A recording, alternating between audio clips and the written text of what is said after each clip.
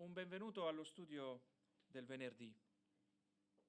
Siamo questa sera ad esaminare uno dei libri sapienziali all'interno del panorama dell'Antico Testamento.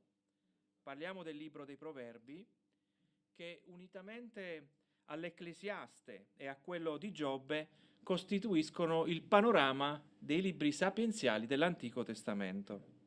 Tutti questi libri affrontano le stesse domande che riguardano il mondo in cui viviamo e come vivere bene in questo mondo.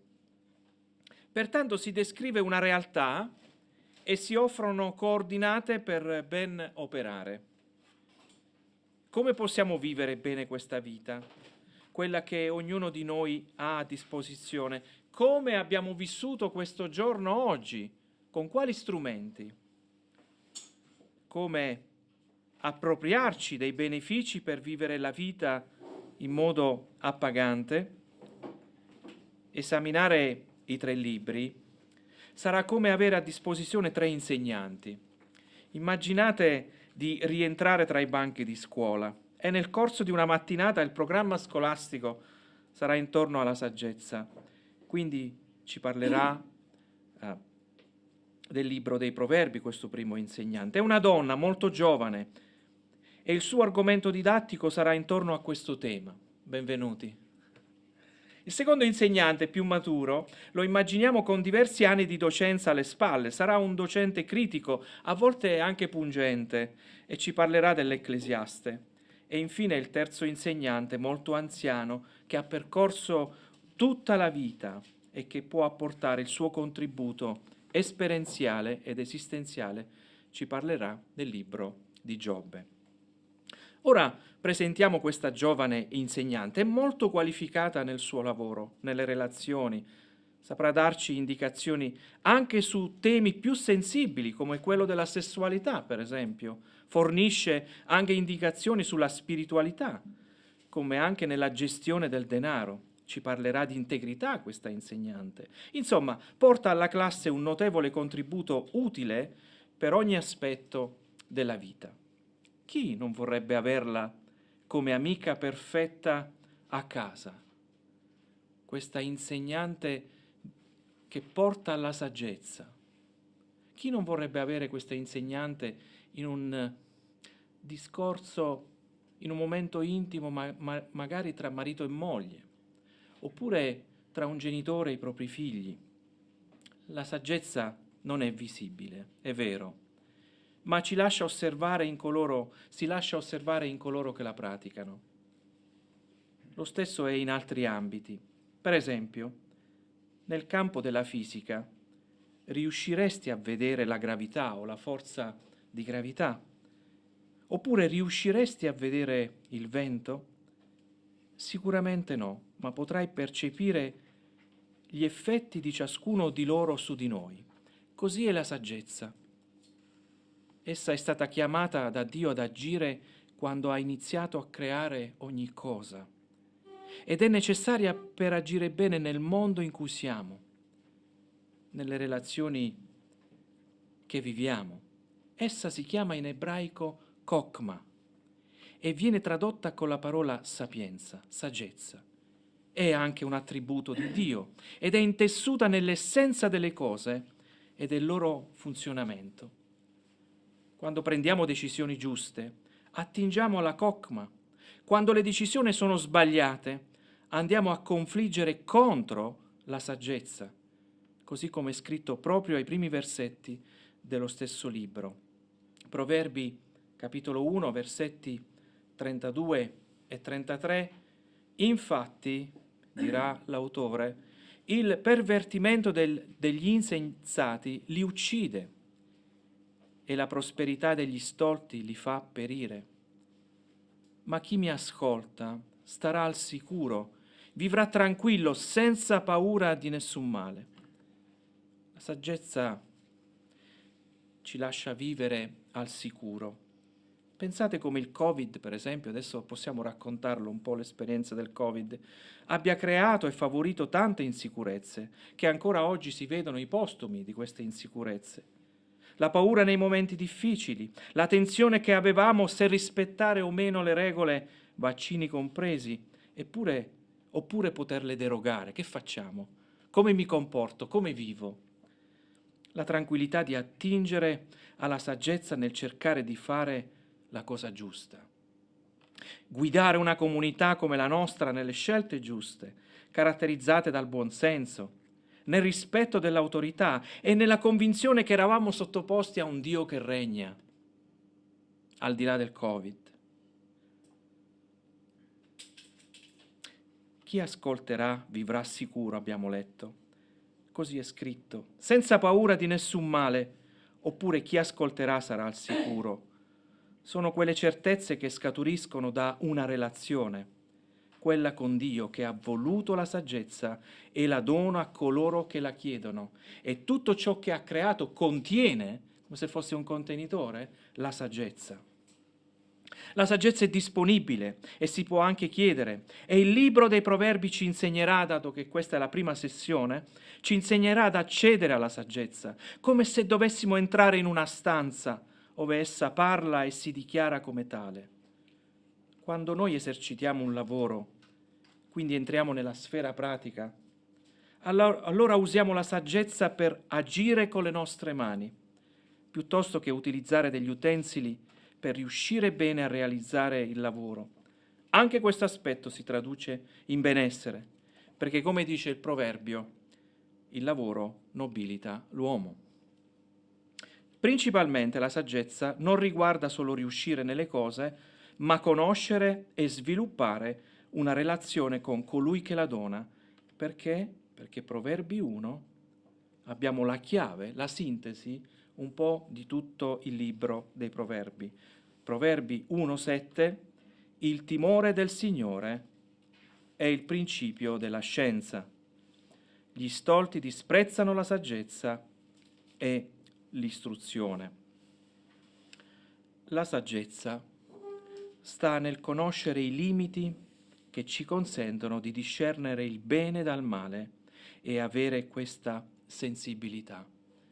Bisogna conoscere il timore di Dio, che non è paura, ma riverenza, gioia nel conoscerlo. Proverbi, capitolo 12, versetto 18, c'è chi parla, parlando senza riflettere, trafigge come spada, ma la lingua dei saggi procura guarigione. Proverbi è il libro che ci insegna a fare delle buone scelte, ad usare belle, buone parole che costruiscono la vita degli altri. Ma questo non ci libera dalle difficoltà. Pensate che alle persone sagge non accada mai niente? Beh, sarebbe semplicistico pensare al libro dei Proverbi in questa prospettiva, considerato che offre sempre dei distinguo tra il bene e il male. Non esistono delle vie del grigio, possiamo dire così, di compromesso. In realtà il libro dei Proverbi ci insegnerà a vivere bene anche quando le cose non vanno bene e soprattutto ci indirizzerà a cercare altre risposte al senso della vita attraverso il libro dell'Ecclesiaste, il cui insegnante è un uomo più maturo, almeno così lo abbiamo immaginato, e anche attingere all'esperienza di un uomo che ha saputo imparare attraverso le proprie tempeste, parliamo di Giobbe, quelle che ha vissute nella propria esistenza. A volte sembra che il male vinca sul bene e che gli stolti hanno vinto sui giusti. Anche il libro dei Salmi si apre a questa prospettiva, ma non lasciamoci ingannare dalle circostanze. Adesso vi vogliamo far vedere un breve video che un po' racconta tutta la narrazione e quello che troveremo all'interno del libro dei Proverbi.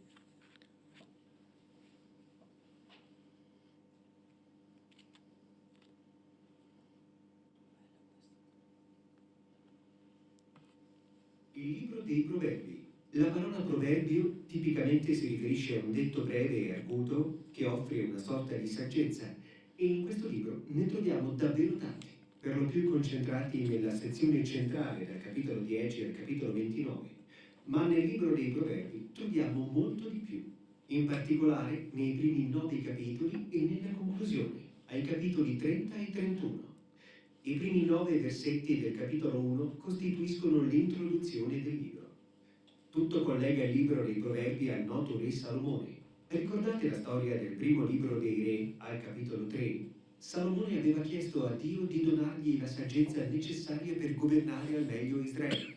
Salomone divenne quindi famoso per essere l'uomo più saggio del mondo antico. Ci viene detto nel capitolo 4 del primo libro dei Re che scrisse migliaia di proverbi e testi poetici e che raccolse informazioni su piante e animali.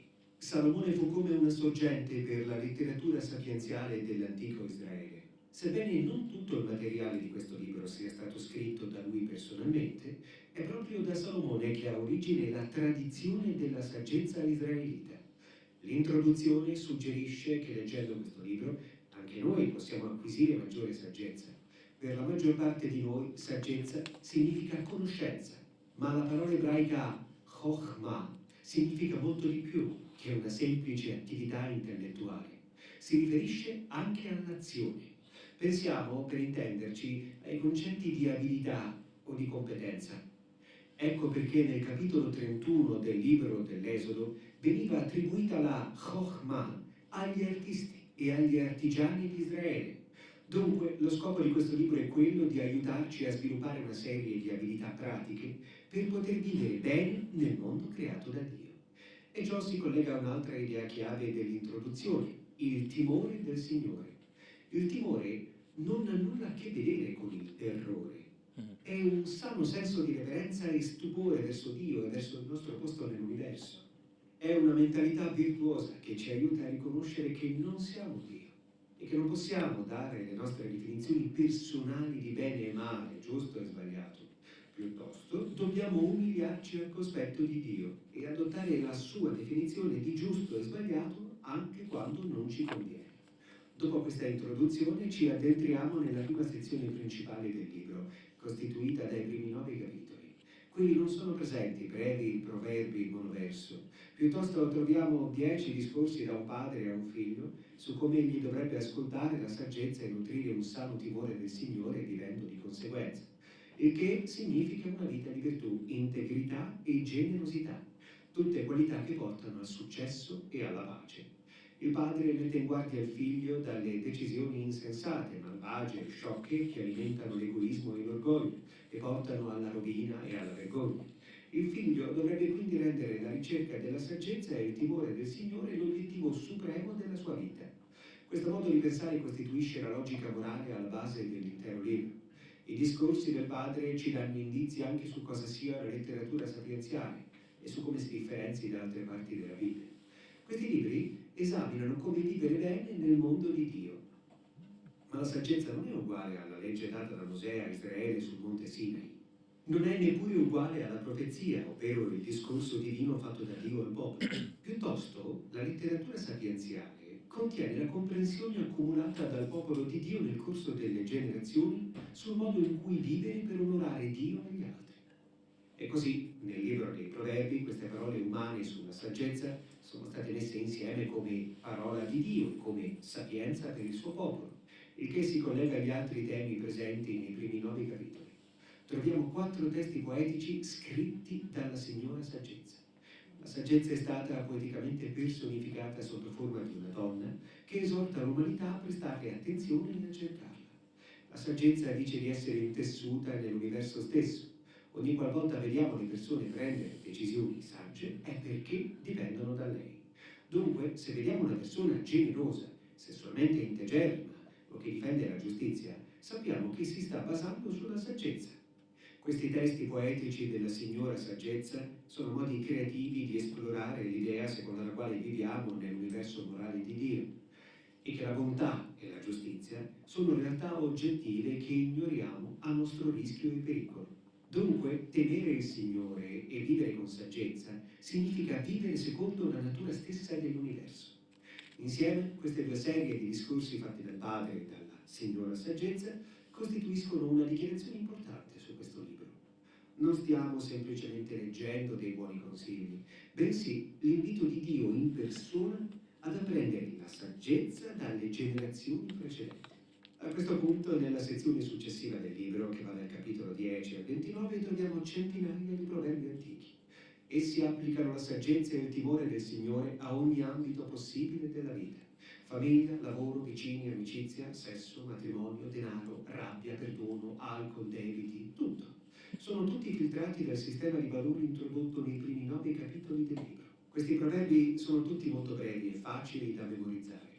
Di fatto questa sezione del libro è pensata come un'opera di riferimento, alla quale tornare continuamente nel corso degli anni, il che fa sorgere alcuni importanti interrogativi su come imparare a leggere i proverbi. Innanzitutto chiariamo che, per la loro natura, i proverbi parlano di probabilità. Se temiamo il Signore e prendiamo decisioni sagge e buone, probabilmente le cose ci andranno bene. E se invece non temiamo il Signore e agiamo stoltamente, probabilmente le cose non ci andranno tanto bene. Ora ciò è spesso vero, ma non sempre, che porta al prossimo punto, ovvero che i proverbi non sono promesse, non sono formule per il successo. Consideriamo per esempio il proverbio che dice: il timore del Signore accresce i giorni, ma gli anni degli empi saranno accorciati. Oppure: insegna al ragazzo la condotta che deve tenere, anche quando sarà vecchio non se ne allontanerà. È chiaro che temere il Signore e possedere valori morali potrebbe permetterci di avere una vita migliore e più lunga. Come è anche vero che educare i nostri figli in un ambiente stabile e pieno d'amore dà loro una marcia in più, ma non ci sono garanzie. Molte cose possono andare storte nel nostro mondo e spesso è proprio ciò che succede. Ed infine i proverbi, per loro natura, possono solo concentrarsi sulla regola generale, non sulle sue molteplici eccezioni. E nei libri dedicati alla saggezza questo è chiaro. Le eccezioni sono ciò di cui trattano altri libri della saggezza, come ad esempio Giobbe e l'Ecclesiaste. Tale letteratura nel complesso riconosce che la vita è troppo complessa per poter essere ridotta a formule semplicistiche. Pertanto abbiamo bisogno di tutta la letteratura sapienziale per poter vedere il quadro generale. Tutto ciò ci conduce alla sezione finale del libro, ovvero 2 grandi raccolte di poesie. Innanzitutto le poesie di un uomo di nome Agur, che inizia ammettendo la sua ignoranza, la sua follia e il suo grande bisogno della saggezza di Dio. Poi Agur scopre che la saggezza divina è presente nelle scritture, che gli insegnano come vivere bene. Agur rappresenta il lettore modello del libro dei proverbi. Un lettore è sempre disposto ad apprendere la saggezza di Dio per mezzo delle scritture. Le poesie finali sono attribuite a un uomo di nome Lemuel, un re non israelita. Egli sta trasmettendo la saggezza insegnatagli da sua madre. Si tratta di una guida per essere un leader saggio e giusto. Il testo poetico finale è un acrostico o una poesia alfabetica, in cui ogni versetto comincia con una nuova lettera dell'alfabeto ebraico. L'intera poesia ritrae una donna dal carattere nobile che vive secondo la saggezza dei proverbi e si erge a modello di persona che accoglie la saggezza di Dio. La donna virtuosa traduce questa saggezza in decisioni pratiche della vita quotidiana, sul lavoro, a casa, in famiglia e nella sua comunità. Il libro dei proverbi comincia con le parole di un padre a suo figlio, con cui lo esorta ad ascoltare la signora saggezza. E adesso il libro si conclude con le parole di una madre a suo figlio, riguardo una donna che vive in maniera saggia. Il libro dei proverbi è adatto a qualsiasi persona che si trovi in qualunque stagione della vita. È una guida per vivere bene e con saggezza nel mondo buono di Dio. Ecco di cosa tratta il libro dei proverbi.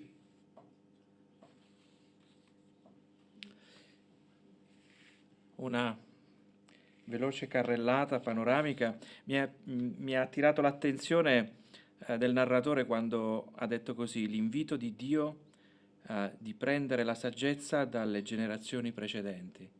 Questo è molto significativo, che coloro che sono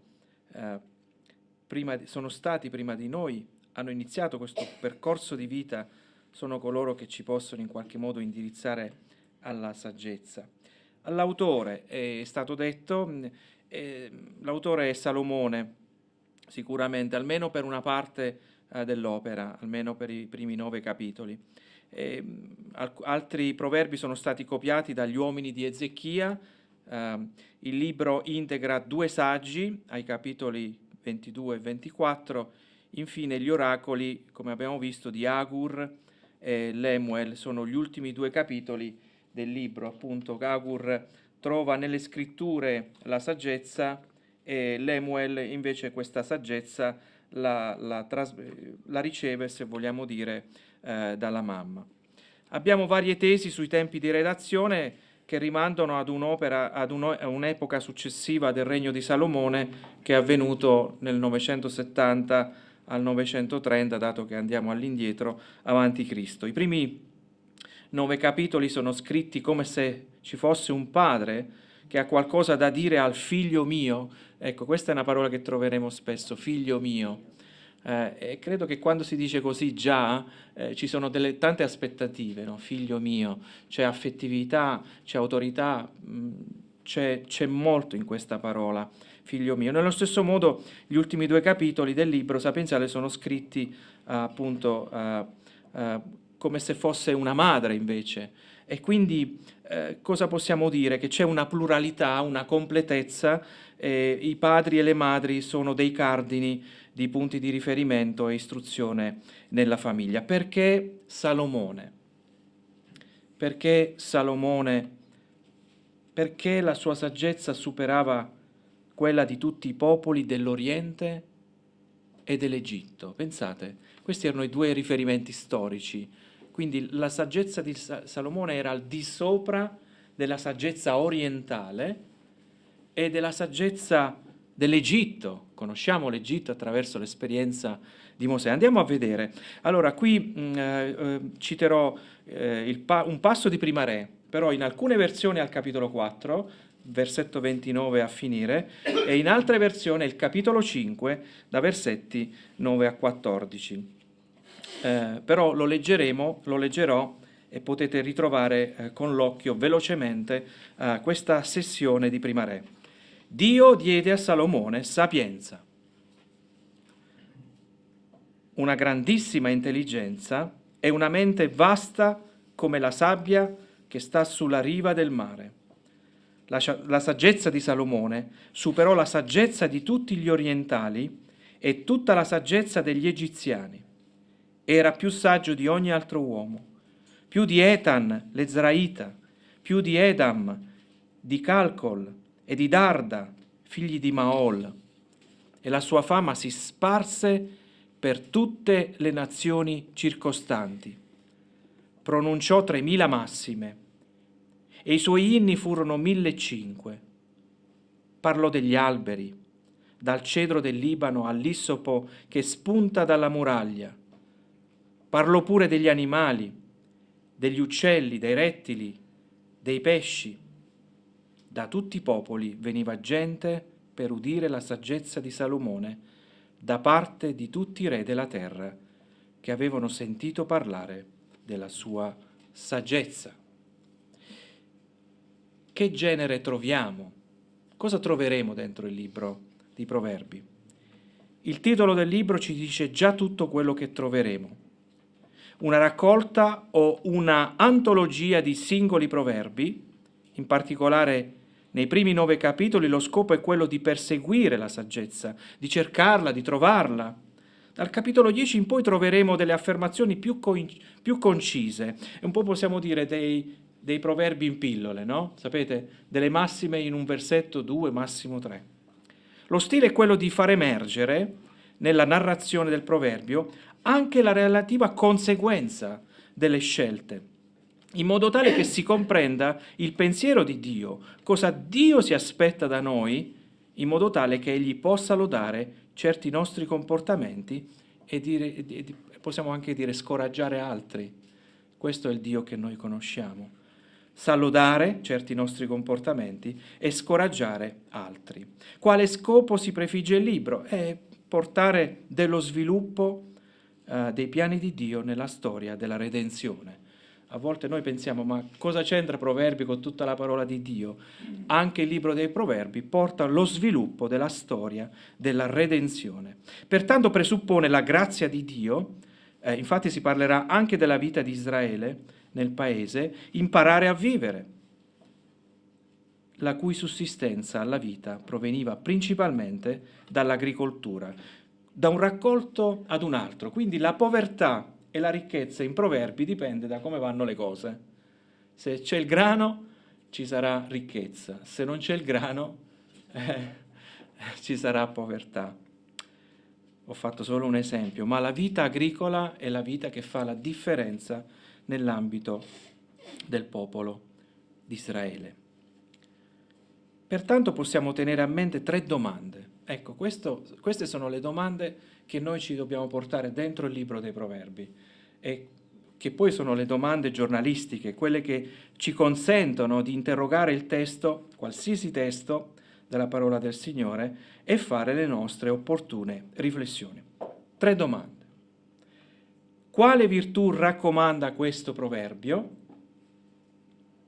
Seconda domanda. Quale vizio si apre alla disapprovazione? Cioè, che cosa si sta condannando? Ed infine, quale valore afferma il proverbio? Vogliamo dire qualcosa sui temi? Il più significativo è espresso nei primi 7 versetti del capitolo 1. Il suo scopo è descrivere e infondere nel popolo di Dio la sapienza, la saggezza. Una sapienza che si fonda sul timore del Signore. Ecco perché vi parlavo della grazia, vi parlavo di una relazione con Dio, perché è necessaria il timore del Signore. E che si realizza una vita di alleanza affinché in questa vita noi possiamo imparare a dipendere dal Signore e a discernere il bene dal male. Proverbi copre una vasta gamma di argomenti della vita quotidiana. Ve li elenco solo perché poi li guarderemo nelle prossime settimane e nei prossimi mesi. Diligenza e pigrizia. Proverbi è anche il libro della contrapposizione, del contrasto. Questo ci serve a noi per riflettere. Si parlerà di amicizia, si parlerà della parola, di come parliamo, si parlerà di matrimonio, si parlerà di educazione dei figli, ci sarà un modo per istruire la famiglia nella pace domestica, parlerà di lavoro, andare d'accordo e le buone maniere. Quante volte noi diciamo cerchiamo di vivere con delle buone maniere. E poi si parla anche di eternità e c'è anche tanto di più. In ognuna di queste aree offre la sapienza per realizzare nei dettagli la vita dell'alleanza, la vita nel timore del Signore. Mostra che la pietà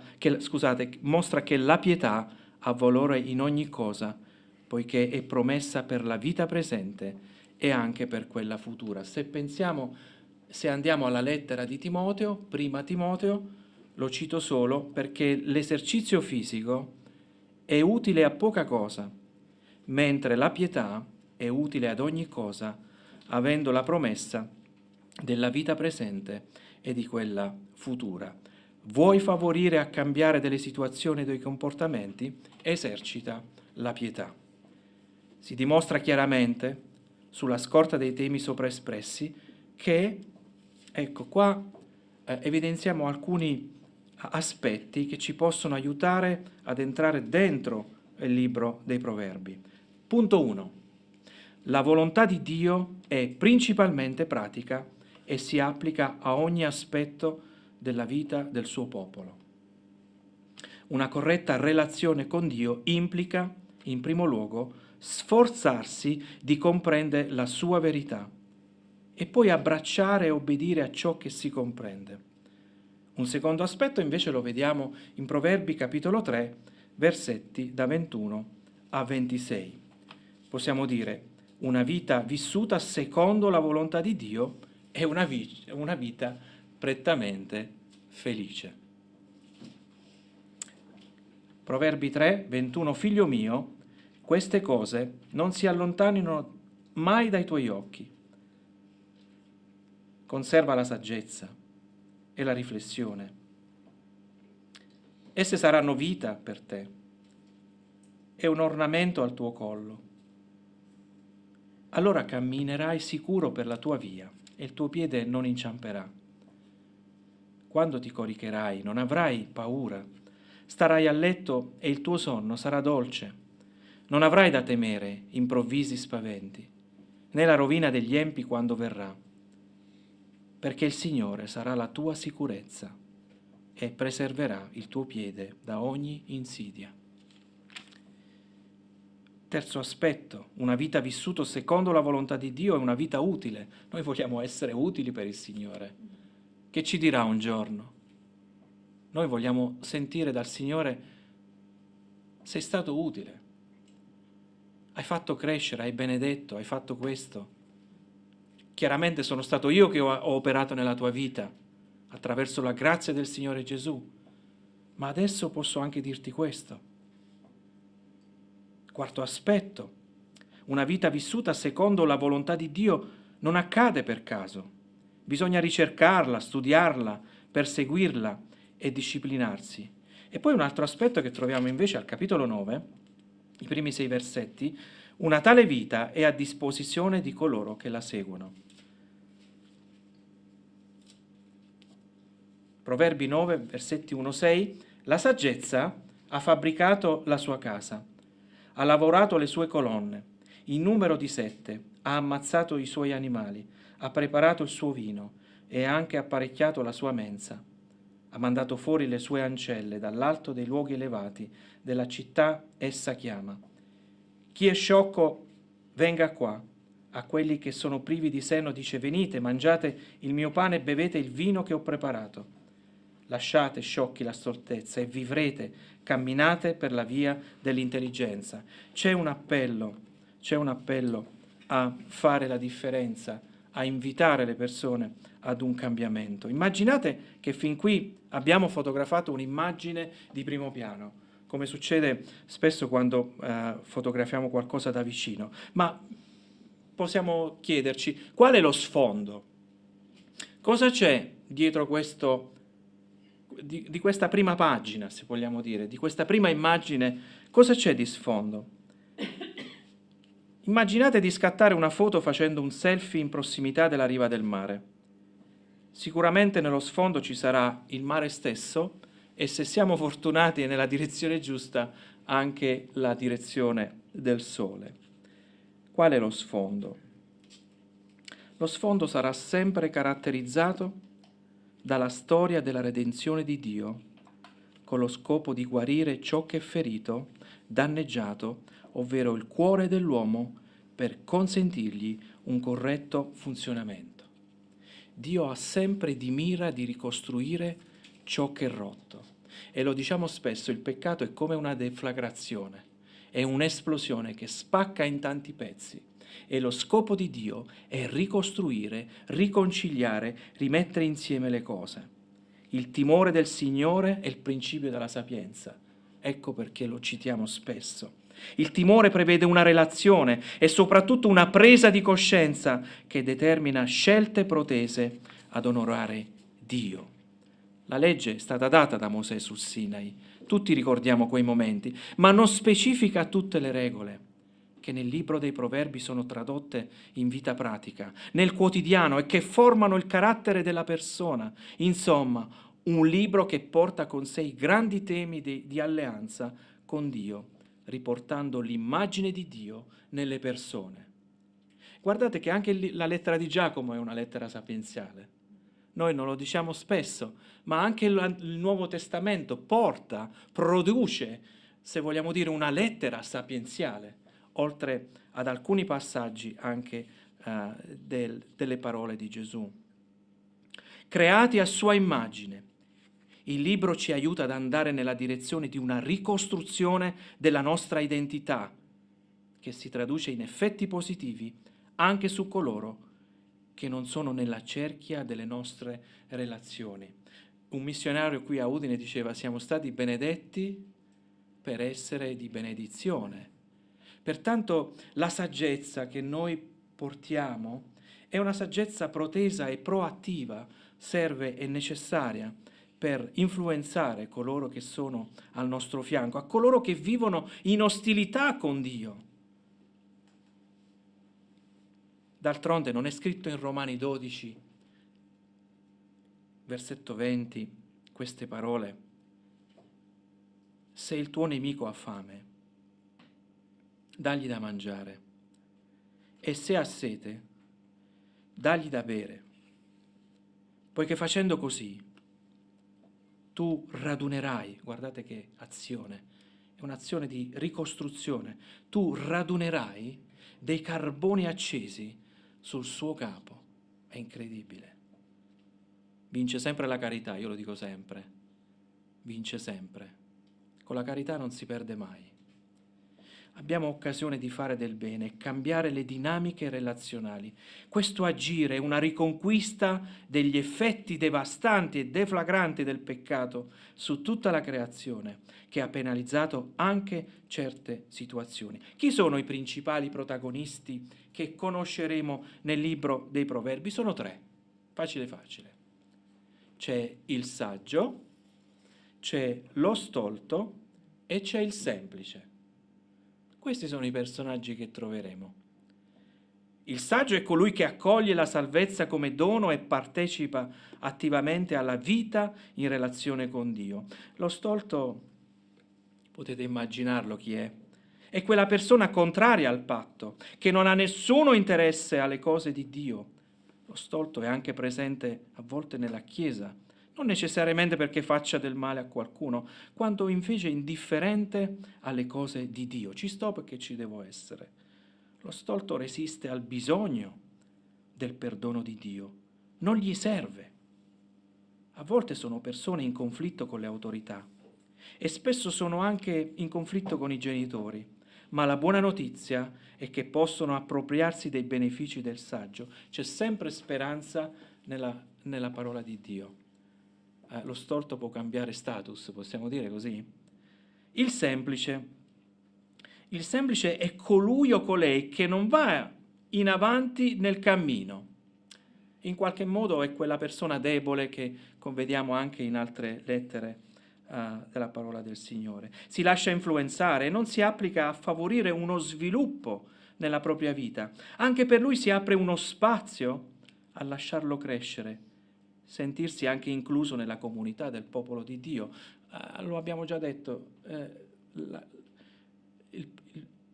il progetto di Dio è sempre inclusivo. Non ci sono, oggi viviamo in una cultura dove o sei perfetto o sei sempre performante o se no non vali nulla. Invece c'è anche l'aspetto nel personaggio del semplice di un Dio inclusivo che lascia crescere, in un certo senso aspetta che quella persona faccia dei passi e cresca insieme agli altri, che faccia un cammino. Questo è il libro per coloro che sono bloccati nel cammino, che si sentono in trappola. Sarà utile per loro riprendere il viaggio. Non si tratta solo di raggiungere un luogo, ma favorire anche un cambiamento della propria condizione. È come dire, caspita, ho fatto dei passi in avanti. Insomma, una buona notizia per coloro che vivono nel timore del Signore. Non perderlo quindi quel timore, anzi ritrovarlo oppure cercarlo. Sì, c'è speranza, possiamo cercarlo. Pertanto vogliamo leggere questo libro cercando di imitare la saggezza, cambiare modalità di apprendimento, che spesso è legata a poche righe di tweet. Non so se avete fatto caso, ormai l'informazione deve essere rapida, veloce, magari che stimola anche i nostri occhi. Piuttosto incominciamo a riprendere la parola di Dio, questa qua. Sapete perché? Perché c'ha una caratteristica di tridimensionalità, si può dire così? Se voi pensate a un'applicazione, con tutto il rispetto per le applicazioni, ma è tutto molto piatto. Invece qui noi possiamo andare indietro, possiamo andare in avanti, possiamo sottolineare, a me piace tanto. Pertanto la parola del Signore, il cartaceo, rimane sempre un prodotto, possiamo dire così, che ci aiuta di più nella memoria. Pertanto portiamo le nostre Bibbie in formato digitale, come anche in cartaceo nelle nostre chiese, perché abbiamo bisogno, in qualche modo, di ripristinare questa relazione con Dio. Vi aspettiamo prossimamente per i prossimi incontri e nello stesso tempo vogliamo anche salutarvi questa sera e augurarvi che la saggezza parli, la chokma, al vostro cuore. Dio vi benedica.